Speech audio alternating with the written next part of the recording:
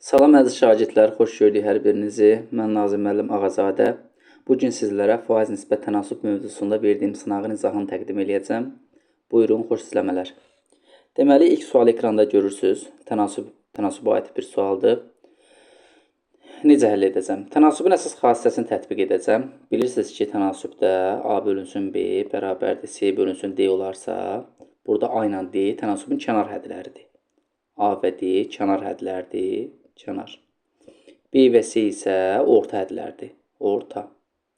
Tənasübün xassəsinə əsasən kənar hədlərin hasili orta hədlərin hasilinə bərabərdir və yaxud da ki, orta hədlərin hasili bərabərdir kənar hədlərin hasilinə. İndi tətbiq edəcəm. Orta hədlər hansıdır burada verilmiş tənasübdə? X-lə 15-də 2. 15-də 2-ni vuracam X-ə. Bərabərdir. Kənar hədlərdə 4-də 3 ilə 9-da 8-dir. Bunları da vuracam bir-birinə. Sonra nə edəcəm? 15-də 2 vurulsun X bərabərdir. 3-ü 8-ə vuracam. Əslində ixtisar da eləyib vura bilərdim. Yaxşı, gəlin ixtisar eləyib vuraq. Deməli 3 ilə 9 ixtisar eləyəcəm. 3 isə 1 dəfə, 9 isə 3 dəfə. 4 4-ə 1 dəfə, 8 4-ə 2 dəfə. 1-i 2-yə vuracam 2. 3-ü də 1-ə vuracam 3. Sonra nə edəcəm? Buradan x-i tapanda, məsələn, tutaq ki, 5 vurulsun x bərabərdir 10 olanda, buradan x-i tapanda nə edirik? 10-u bölürük 5-ə. X bərabərdir 10 bölünsün 5 düşür 2. İndi eyni qaydada olacaq da. Burada da x-i tapanda 3-də 2-ni böləcəm 15-də 2-yə.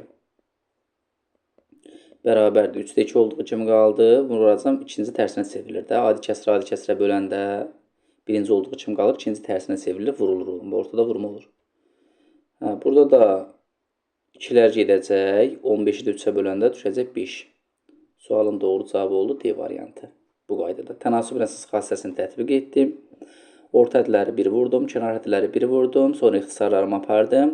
3-də 2-ni də 15-də 2-yə böləndə cavab düşdü 5. X oldu 5. Keçirəm ikinci suala. Çörək bişirilərkən öz çəkisini, xəmir öz çəkisinin 25%-ni itirir. 600 kiloqram xəmirdən neçə kiloqram çörək alınır? Bu sualı əldə etmək üçün nə edirsiniz? Mən sizə dəfələrlə demişəm ki, hər bir işin tamamı 100%-dir. Bir yol gedirsənsə, məsələn, getdiyin yerə çatırsansa, sən 100% həll etmirsən də işini. Məsələn, bugün 100 dənə test yazmalısansa, 100-ünü də yazmısansa, 100% işi həll etmirsən. İndi çörək bişiriləndə xəmir öz çəkisinin 25%-ni itirir. 100%-lik işdir, 25%-ni itirirsə, itirir. Neçə faiz qalır? 100-dən 25 çıxıram, 75% qalır. 75% qalır. Mənə də deyir ki, ümumi 600 kiloqram xəmirdir. Bundan deyir, neçə kiloqram çörək alınır? Yəni, nə qədər qalar? Neçəsi, məsələn, 25-i itər, neçəsi qalar? 75% qalar da. Faiz olaraq tapdım ki, 100-dən 25-in çıxdım, 75% qalar. İndi 600-ün də 75%-ni tapacam. Ədədin faizini tapmaq üçün ədədi faiz göstərəndə vurub 100-ə bölürük. 100 getdi, sıfırlar, 100-ün sıfırlarla 600-ün sıfırlar getdi. Altında 75-ə vuranda eləyəcək 450. Sualın doğru cavab olacaq A variantı. Keçirəm 3 nömrəli suala. Deməli, 3 nömrəli sualda deyir ki, M ədədi 48-in 53%-nə bərabərdir. M bərabərdir, yazıram 48 vur, 53, yəni ədədin faizini tapanda ədədi faiz göstərəndə vurub 100-ə bölürük. M bərabərdir 53-ün 48%-nə. N də bərabərdir 53-ün 48%. 53-ü vururam 48-ə, bölürəm 100-ə. Burada deyir ki, M ilə N arasındakı əlaqəni tap. Yəni, bu təbii ki, burada görürsənіз ki, 48-i 53-ə vurub 100-ə böldün, ya 53-ü 48-ə vurub 100-ə böldün. Yəni, eyni şeydə nə fərqi var? 48 vur 53 bölü 100, 53 vur 48 bölü 100. Hər ikisində eyni cavab alınacaq. Hər ikisində eyni cavab alındığına görə o zaman M-inə nədir? Bərabərdir. D variantı. Keçək 4 nömrəli suala. 4 nömrəli sual necə həll olunacaq? Deyir, 12 fəhlə bir işi 15 saata yerinə yetirir. 12 dənə fəhlədir, bu işçidir. İşçi. 12 dənə fəhlə müəyyən bir işi 15 saata yerinə yetirir. İşçi, zaman. Zaman nə qədərdir? Zaman da 15 saata yerinə yetirir. Deyir, 9 dənə fəhlə bu işi neçə saata yerinə yetirir? X saata. Bax, diqqət eləyin. 12 dənə işçi 15 saata yerinə yetirir. 9 dənə işçi neçə saata yerinə yetirir? Daha çox saat yerinə yetirər də, yəni zaman artar. Bir var 12 nəfər köməkləşib bir iş görəsiniz, bunu 15 saatda görərsiniz. Biri var 9 nəfər köməkləşib bir iş görəsiniz. Biri var 12 nəfər 15 saatda görsə, 9 nəfər daha gec qurtaracaq da həmin işi. Həmin işi 9 nəfər daha gec qurtaracaq. Yəni işçinin sayı azaldı. İşçinin sayı azaldı. Zaman nə etdi? Artdı. Biri artıb, biri azalanda o zaman tərs mütənasib sayılır və tərs mütənasib olanda qarşı-qarşıya vurulur. İndi nə vaxt çarpaz, nə vaxt qarşı-qarşıya vurulur, onu demək istəyirəm sizə. Biri artıb, biri azalanda qarşı-qarşıya vurur. Hər ikisi artıb, hər ikisi azalanda o zaman çarpaz vur. İndi burada bir artdı, bir azaldı deyə qarşı-qarşıya vururam.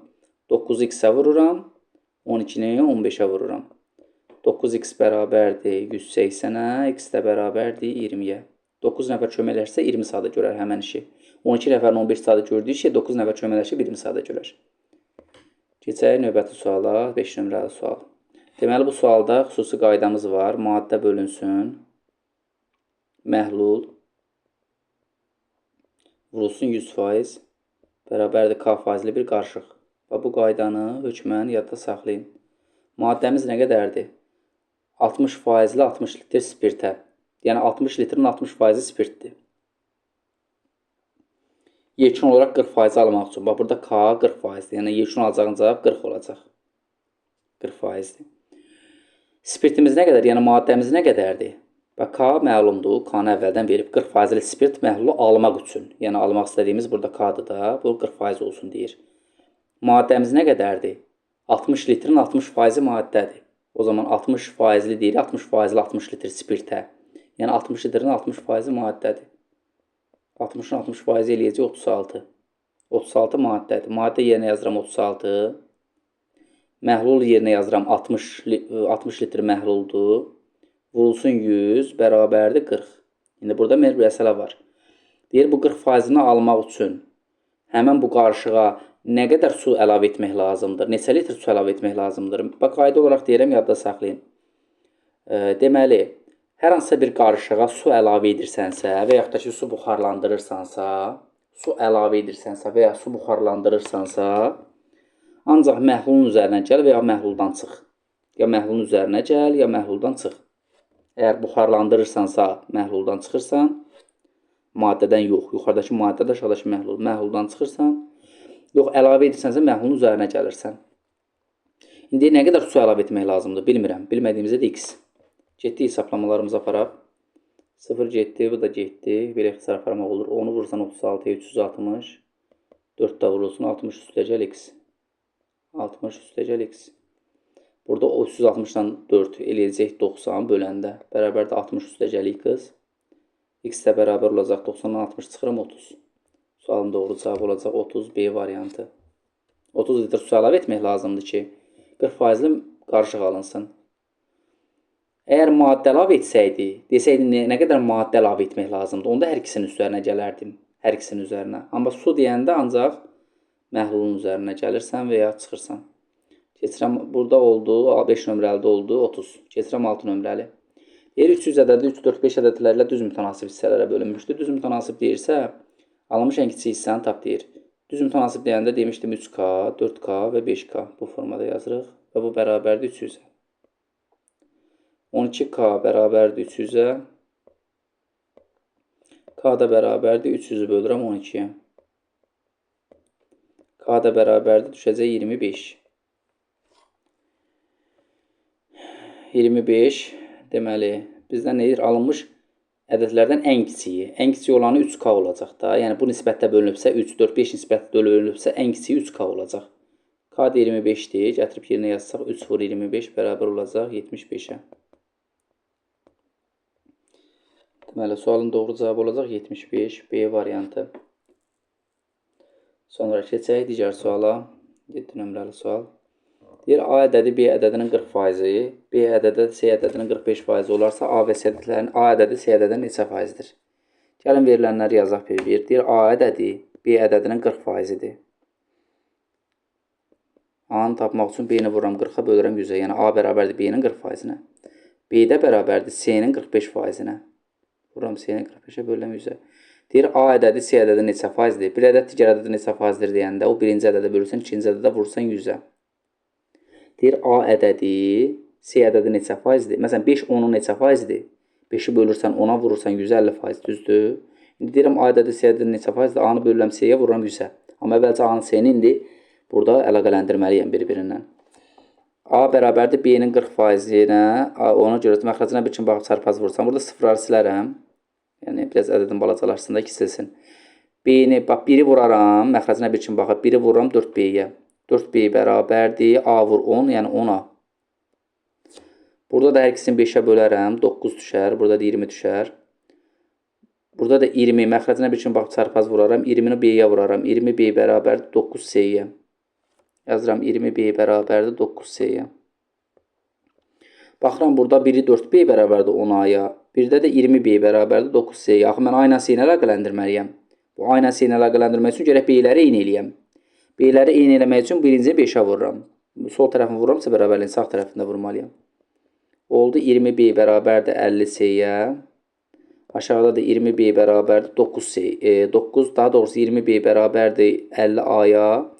20B bərabərdir 9C-yə aşağıda. İndi hər ikisi 20B-yə bərabər olduğuna görə bunları da rahatlıqla bərabərləşdirə bilərəm də. 50A bərabərdir 9C-yə. 50A 9C-yə bərabərdirsə A 9A, C 50-yə bərabərdir. Aparıram yerinə A-ya 9 yazıram, C-yə 50 yazıram. Yəni, bir-birinin əmsalına bərabər olur da. Bir-birinin əmsalına bərabər olur. A 9-a, B, C 50-yə. Aparıb yerlərinə yazsam, 100-ə də vursam, 50-50-yə bir dəfə, 150-yə 2 dəfə, 2-ni də 9-a vuramda 18. Sualın doğru cavabı olacaq 18 E variantı. 7-də E variantı oldu. Keçək 8 nömrəli suala. Deyir ki, A ədədi B ədədinin 40%-i. Deyir, A ədədi bərabərdir B ədədinin 40%-i. C ədədi də D ədədinin 30%-i. D ədədinin 30%-i. Olarsa AC hasili BD hasilindən neçə faizidir? Burada yenə eyni qaydada gedərəm. Sıfırları silərəm. 4B bərabərdir 10A-ya. Burada da sıfırları silərəm. Məxrəcinə bir kimi baxıb çarpaz vuraram. Burada da məxrəcinə bir kimi baxıb çarpaz vurmuşdum. 3D bərabərdir 10C-yə. Və burada diqqət eləsəm, B 10-a bərabərdir A4-ə. D 10-a bərabərdir C-də 3-ə. Bir-birinin əmsalına bərabər olur axı. Mənə indir A vur C-ni deyir. A vur C. A neçədir? 4. 4 vur. C-ni neçə tapmışam? 3. 4 vur 3, 12. Daha doğrusu 4 vur 3. 4 vur 3. Belə də 12. Sonra bir də deyək ki, B vur D. B vur D bərabərdir. B-ni neçə tapmışam? 10. Bəs D-ni neçə tapmışam? Bu da 10. Bir-birinin əmsalına bərabər olub da. Bu da elədir 100. Hər ikisi rahat. İndi AC deyir ki, BD-nin neçə faizdir? AC BD-nin neçə faizdirsə, AC-ni bölülən BD-yə vururam 100-ə. Yəni, bir ədəd digərdə neçə faizdir deyəndə birinci ədəd, ikinci ədəd bölüb 100-ə vurursan. AC-nin yerinə aparıb 12 yazaram, BD-nin yerinə 100 yazaram, bir də vuraram 100-ə. 100-lər gedəcək, olacaq 12%. Çox rahatlıqla. Bax, A B-nin 40% deyildi. A bərabərdir B vurur 40 bölü 100 yazdım. Buradan çarpaz vurdum, bu formada aldım, dayandım. C ədədi D-nin 30% idi. Bu formada yazdım. Sıfırlar getdi təbii ki. Çarpaz vurdum, dayandım belə. Bir-birinin əmsalına bərabərdir. B 10-dur, A 4. D 10-dur, C 3. AC demirdi, A 4-dür, C 3-dür, vurdum 12. BD demirdi, hər ikisi 10-dur, vurdum 100. İndi 12 100-ün neçə faizdir? 12%-də. Çox rahatlıqla cavabı aldım. 12. Keçək 9 nömrəli suala. Bu sualın xüsusi qaydası var idi. Fərq bölünsün. Dan-dən, yəni dan üstü 2. Çıxışlı qarşıqlıcısı da bu. Vurulsun 100%. Bərabərdir K faizi. Fərq nə qədərdir? Yəni, bu tip sualları bu qayda ilə həll olunur. 4320 çıxılsın 4000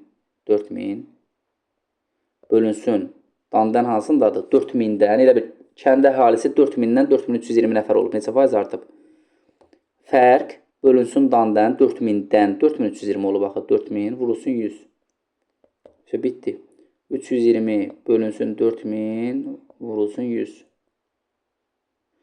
Burada deməli nə olacaq? Bu sıfırlar getdi, bu sıfır da getdi, bu getdi, bu da getdi. 32-ni də 4-ə böləndə 8. Bu qaydada. Keçək digərinə. 10 nömrəli suala. Birinci ədəd ikinci ədədin 40%-ni təşkil edir. İkinci ədəd birinci ədədin neçə faizini təşkil etdiyini tapın. Çox rahatlıqla tapmaq olar. Bunu iki yolla tapmaq olar. Birinci yol nədir? Məsələn, sizin əgər düşünmə qabiliyyətiniz güclüdürsə, tez rəqəmləri düşünə bilirsinizsə, demir birinci ədəd ikinci ədədin 40%-dir. Mən birinci ədədə 40 götürürəm, ikinci ədədə 100 götürürəm. Həqiqətən də bu 40, 100-ün neçə faizdir? 40%-dir də. Bax, birinci ədədi 40 götürürəm, ikinci ədədi 100 götürürəm. Deyir, birinci ədəd ikinci ədədin 40%-dir. Həqiqətən də 40, 100-ün 40%-dir. 100-ün 40%-dir. Tapsaq 100 olacaq. Sonra nə edəcəm? Deyir, ikinci ədəd birinci ədədin neçə faizdir? Yəni 140-ın neçə faizidir? Bir ədəd digər ədəd neçə faizdir deyirsə, birinci ədədi ikinci ədədə bölüb 100-ə vururuq. Yəni necə? Demir 140-ın neçə faizidir? Deyir 40 100-ün 40%-dir. Bəs 140-ın neçə faizidir? 140-ın neçə faizdir deyirsə, 100-ü bölürəm 40-a vururam 100-ə. Necə ki 5 10-un neçə faizdir deyəndə 5-i 10-a bölüb 100-ə vurmuruq. Eyni qaydada. Burada da olacaq belə. 100 vur 100 elə bir şey oldu 10.000 böl 40. Bu da düşəcək. Neçə? Sıfırlar getdi 250. Sualın doğru cavabı olacaq A variantı.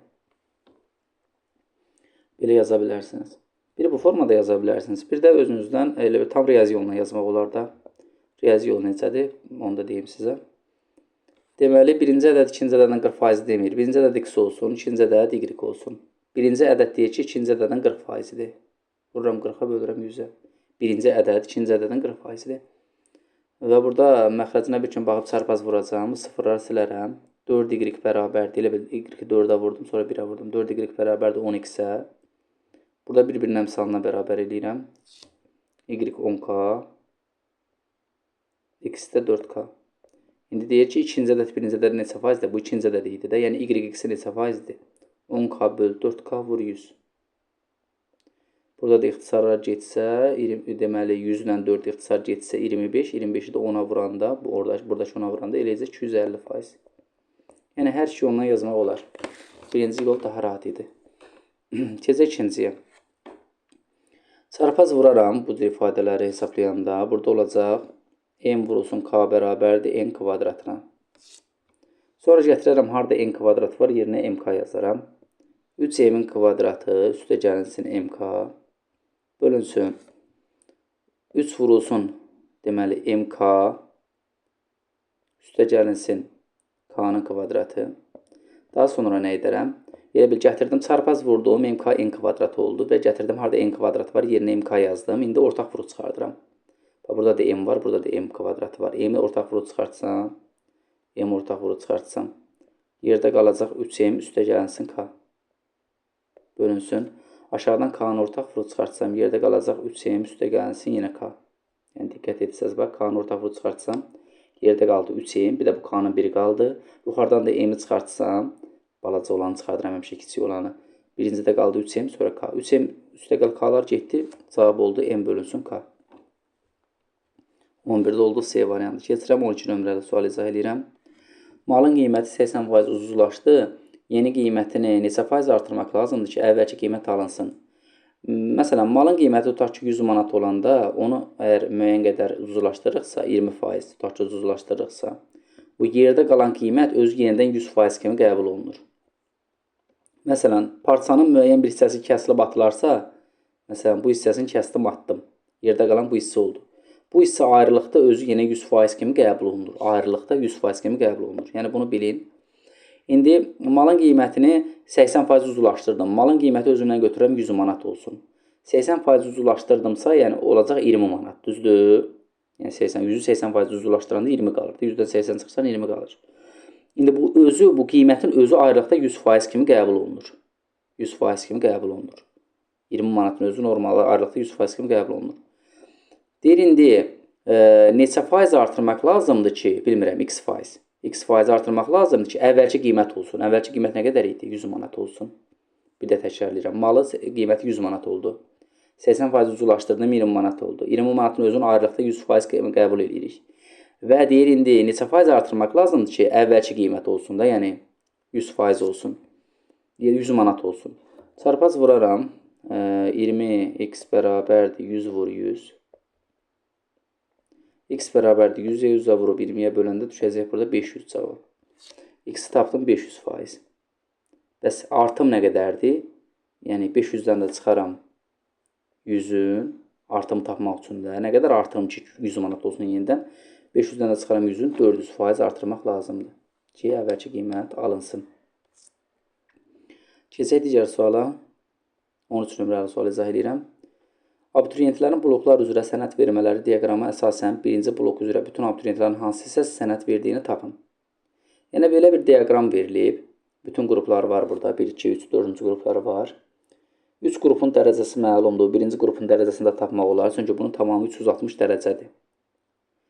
Tamamı 360 dərəcədir. Burada neçə dənə dərəcə verib? 170, 240 dərəcəni verib. Birinci qrupa neçə dərəcə düşür? 120 dərəcə. Birinci qrupa 120 dərəcə düşür.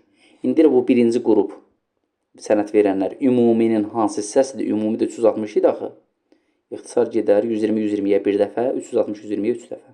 Sualın doğru cavab olacaq B variantı. Keçək 14 nömrəli suala. Deyir, müəyyən sahəni bir traktor 12 saata, digəri 15 saata şumlayır. Məsələn, birinci traktor hər hansısa bir müəyyən sahəni 12 saata şumlayır. 12 saata tamamını şumluyursa, 1 saata hansı hissəsini şumluyur? Yəni, 12 saata tamamını şumluyursa, belə-belə bölsəm 12 yerə. Hər hissəyə 1 saat olur da, düzdür? Hər hissəyə 1 saat olur. İndi bu 12 saata tamamını şumluyursa, 1 saata bu 12-də 1 hissəsini şumlayacaq. İkinci isə 1 saata tamamını 15 saata şumluyursa, 1 saata 15-də 1 hissəsini şumlayacaq. İkinci traktor. Bunlar ikisi 5 saat işləsələr, o zaman bunda 1 saata gördüyü iş budursa, 5 saata gördüyü vururam 5-ə. Digərinə vururam 5-ə. 5 saat işləsələr, həmin sahənin şumlanmış hissəsi, gələ şumlanmış hissəsini tapaq, 12-də 5. Bu da elədiyi 15-də 5. Və bunları da toplasam, 12-də 5 ilə 15-də 5-i toplasam, ortaq məxrəc eləyəcək neçə? Deməli, ortaq məxrəcə yetirərəm. Ortaq məxrəc 60 elədi. 60 olmaq üçün 5-ə vuraram. 5-ə vuraram 25. Digərini 4-ə vuraram. Bunu da 4-ə vuraram. Olacaq 20. Olacaq 60-da 45. Bu şumlanmış hissəsi. Yəni, 5 saat ərzində ikisinin şumladığı hissə. Bəs şumlanmamış hissəsi hansıdır? 60-da 60-dan tamamından. Çıxaram 60-da 45-in. 60-da oldu 15. Deməli, 60-da 45 şumlanmış hissəsidir. 60-da 15 şumlanmamış hissəsidir. Deyir, indi şumlanmış hissəsi şumlanmamış hissəsindən neçə dəfə böyükdür? Yəni, 60-da 45-i bölərəm 60-da 15-ə. Yəni, deyirəm, məsəl üçün, deyirəm ki, 15-dən neçə dəfə böyükdür? Onu 5-ə bölüb bilərik 2 dəfə, düzdür? İndi deyirəm, 60-da 45, 60-da 15-dən neçə dəfə böyükdür? O zaman 60-da 45-i bölürəm 60-da 15-ə. Yəni, 60-da 45, 60-da 15-dən neçə dəfə böyükdür? O zaman 60-da 45-i bölərəm 60-da 15-ə. Onda da birinci hissə olduğu kimi qalacaq, ikinci tərsinə çevrilib vurulacaq 15-də 60. Yəni, kəsrin bölünmə xassəsinə əsasən. Bunlar gedəcək 45-də 15-ə böləndə 3 dəfə. Sualın doğru cavabı olacaq 3. E variantı.